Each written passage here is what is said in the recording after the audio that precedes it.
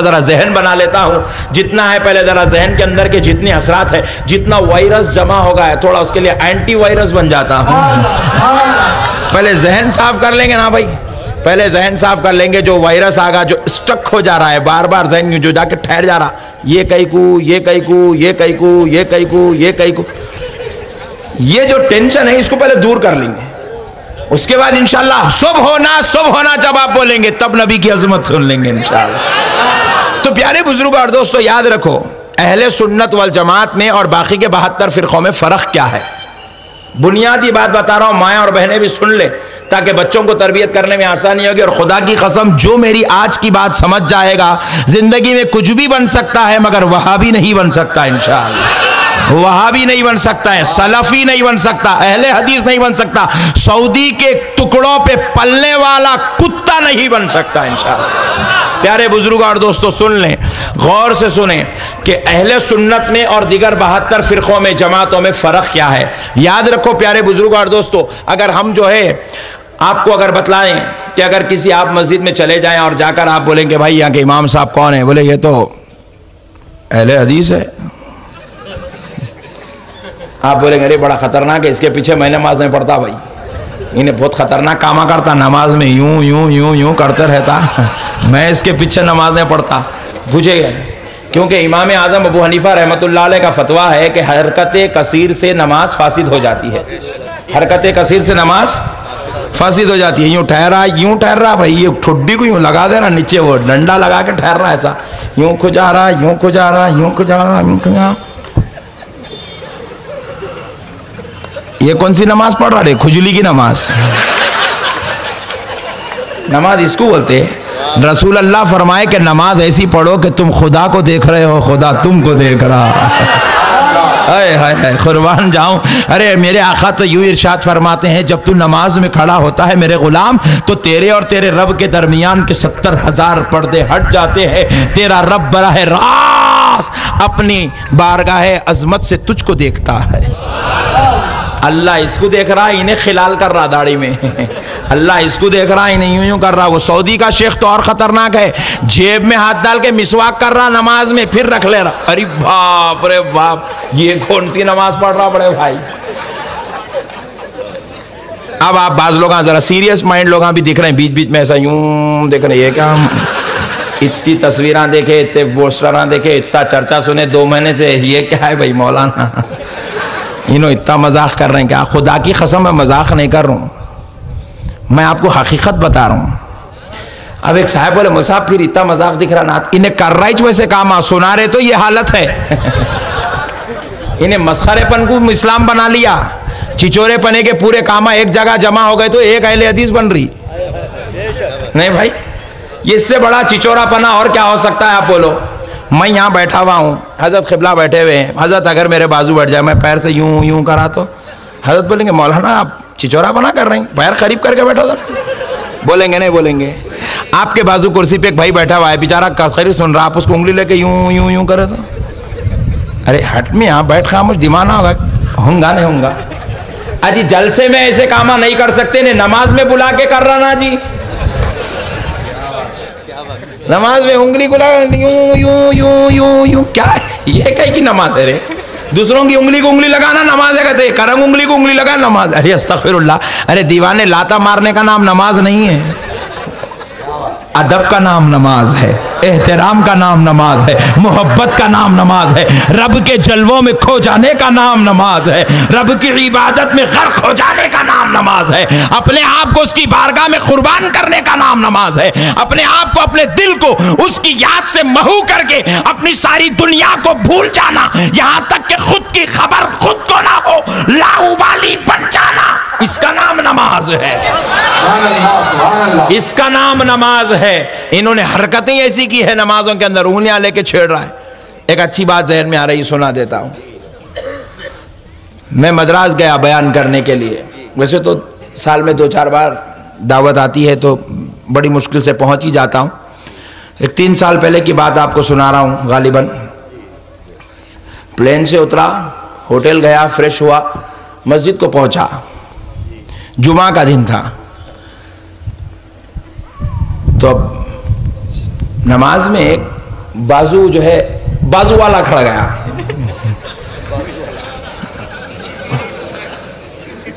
बाजू वाला बोले तो इधर देख रहे क्या, ये अल्लाह वाले हैं, मैं बाजू वाले की बात कर रहा हूं। बाजू वाला खड़ा गया। अब भाई अपन शरीफ आदमी है, सिर्फ 4 उंगल का फासला रख के नमाज पढ़ते, इन्हें क्या कर रहा, मेरी उंगली को यूं छीते जा रहा भाई। मैं डर गया, अरे बोला ये क्या मुसीबत है भाई नमाज में। वो हैदराबाद ही अच्छा था, कहीं को आएगी अपन मद्रास को नहीं। वहां पे लोग पैरों को हाथा लगाते, पेट में मुंडी डालते, हाथा चूमते, इज्जत करते, देखे तो उठ के खड़े हो जाते, अदब करते, एहतराम करते। ये क्या बेवकूफ कौम है, बुला के मस्जिद में ठहरा करके लाता मार रही वो भी मौलाना साहब को पैरा लगा रहा भाई। मैं अब क्या करा, जान दे भाई गंदा आदमी है बोल के थोड़ा हटा लिया है, पहले 4 उंगल उसमें और करीब कर लिया, अब रह गए 3 उंगल। फिर हल्लू हल्लू आके फिर चीर आई हूं। अरे ये क्या मुसीबत है, ये कौन सी नमाज पढ़ रहा। और करीब कर लिया, पैरों में बीच में फर्क ही नहीं है, फैसला ही नहीं है, दोनों पैर मिल गए। अब कुछ भी होगा तो गिर जाऊंगा मैं बाजू। अब मैं बोला फिर हो जाता, अब नहीं करता हूँ। बच्चा नौजवान बच्चा है, बिल्कुल टीन एज, अकल नहीं है, छोड़ कौले कौले बच्चे, कच्चे जहन के बच्चे। फिर लाके छीरा भाई। मैं बोला ऐसा नहीं होता, अब तक तकरीरों में ऑपरेशन होता था, अब नमाज में भी करना जरूरी है। पैर उठाया, उसके पैर के ऊपर ही रख दिया, हिस्सा खत्म, चल। नहीं सुधरता तू, तेरे लिए ये जरूरी है। तो प्यारे बुजुर्ग और दोस्तों, अब उन्हें नमाज पढ़ा, भाग गया, लेकिन रुकता तो मैं एक सवाल करने वाला था उससे। अच्छा हुआ उससे नहीं करा, पूरे हिंदुस्तान में कर रहा हूं ये सवाल। अहले हदीस में ये सवाल सुन के सऊदी अरब में बैठ के कांप रहे, अरे बाप रे बाप, क्या लगा ला के फंसा दिया भाई ने। खुदा ना खास्ता उसकी जगह उस वक्त तो मैं था, लेकिन अगर मेरे बदले एक तरफ अगर उसका बाप होता और एक तरफ अगर उसका दादा होता, हक और ईमान से बताओ, क्या इधर बाप को और इधर दादा को लात मारता? नहीं, इन्हें मारता, इन्हें बहुत खतरनाक है, इन्हें कुछ भी करता, मगर इन्हें तो मारता, मगर दादा सोचता, इसका बाप सोचता, ऐसी औलाद जो नमाज में खड़े होकर बाप को दादा को लात मारती हो, ऐसी औलाद पैदा होने से नहीं होती तो अच्छा था। क्योंकि इस्लाम लात मारने वाले मजहब का नाम नहीं, बड़ों को देखकर पैरा खरीब करने का नाम इस्लाम है, बड़ों को देखकर अदब से खड़े होने का नाम इस्लाम है, दूसरों का लिहाज रखने का नाम इस्लाम है, दूसरों का अदब करने का नाम इस्लाम है। तो याद रखो नौजवानों, सुन्नियत में और बदअकीदगी में यह फर्क है कि अगर किसी अहले हदीस के पीछे नमाज नहीं पढ़े, बोले इसकी तो नमाज नहीं होती, मैं इसके पीछे नहीं पढ़ता, ये सोचकर आप अलग नमाज पढ़ लिए और इमाम साहब से बगैर मिले बगैर सलाम करे आप बाहर निकले, पीछे से एक साहब जो है खड़ गए, इन्हों बीच वाले है, ना इधर है ना इधर है, समझो गुत्ती के है। हमारे सुन्नी ऐसी भोले, इधर गए तो इनकी तारीफ करते, इधर आए तो इन्हों भी अच्छे साहब, बहुत अच्छी इन्हों नमाजा पढ़ती इन्हों। अच्छा, ये भोल है, उनकी वजह से सुन्नियत पूरी खराब हो रही है आज। ये भोले लोग बहुत है अहले सुन्नत में। तो बहरहाल अभी इन्हों क्या करे, पूछे साहब तुम उनको हाथ नहीं मिलाते, उनको सलाम नहीं करते, उनके पीछे नमाज नहीं करते, खिस्सा क्या? तो हमारा गुत्ती का नौजवान क्या जवाब देता मालूम? नहीं जी, उनके पीछे नमाज नहीं होती। बोले क्यों साहब? तो हमारा नौजवान बोला कि उन्हें बदअकीदा है। पूछे बदअकीदा, बोले तो क्या साहब? तो जवाब मिला कि देखो बदअकीदा बोले तो इन्हें दरगाह को नहीं जाता, फातिहा नहीं देता, सलाम नहीं पढ़ता, फूल नहीं चढ़ाता, झंडा नहीं चढ़ाता, इन्हें बदअकीदा है। हमारे भाई यही जवाब दे रहे, सारे नौजवान यही जवाब देते, उन्हें दरगाह को नहीं जाता, उन्हें फातिहा नहीं देता, उन्हें सलाम नहीं पढ़ता, उन्हें ये नहीं करता, उन्हें वो नहीं करता, यही जवाब दे रहे। तो फिर उन्हें पलट के बीच वाला पूछा, साहब ये फातिहा देना फर्ज है क्या? सलाम पढ़ना फर्ज है क्या? दरगाह को जाना फर्ज है क्या? ये फूल चढ़ाना फर्ज है क्या? जैसे ये सवाल कर आप, हमारा नौजवान बौरान होता, हल्लू बाजू से निकल जाता,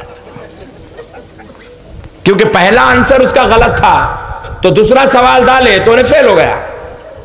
पहला सवाल जो था कि इसके पीछे नमाज क्यों नहीं पढ़ते, तो जवाब जो दिया कि ये बदअकीदा है और ये जो है फातिहा नहीं देता, सलाम नहीं पढ़ता, ये दरगाह को नहीं जाता, ये जवाब गलत है। बदअकीदे की तारीफ ये नहीं है कि वो सलाम नहीं पढ़ता, वो फातिहा नहीं देता, वो दरगाह को नहीं जाता। याद रखो, हम किसी को बदअकीदा इसलिए नहीं कहते कि वो दरगाह को नहीं जा रहा है, हम तो कहते मत आ। दरगाह को तेरे जैसे लोगों को आने की जरूरत भी नहीं है।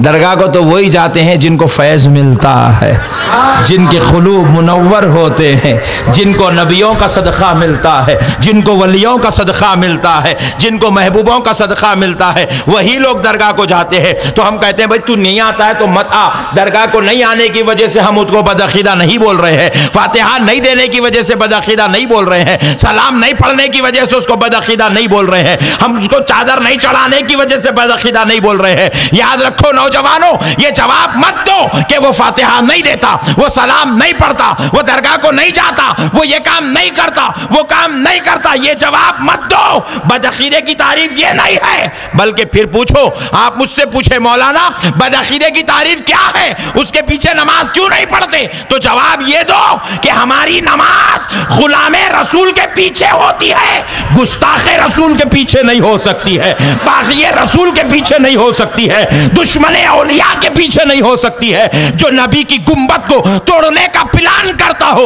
ऐसे जालिमों के पीछे हमारी नमाज नहीं हो सकती। जो औलिया अल्लाह की मुकद्दस मज़ारात को तोड़ने के मंसूबे बनाने कर अपनी जमात का एजेंडा रखते हो, ऐसी मनहूस कौम के पीछे हमारी नमाज नहीं हो सकती। नारे तकबीर।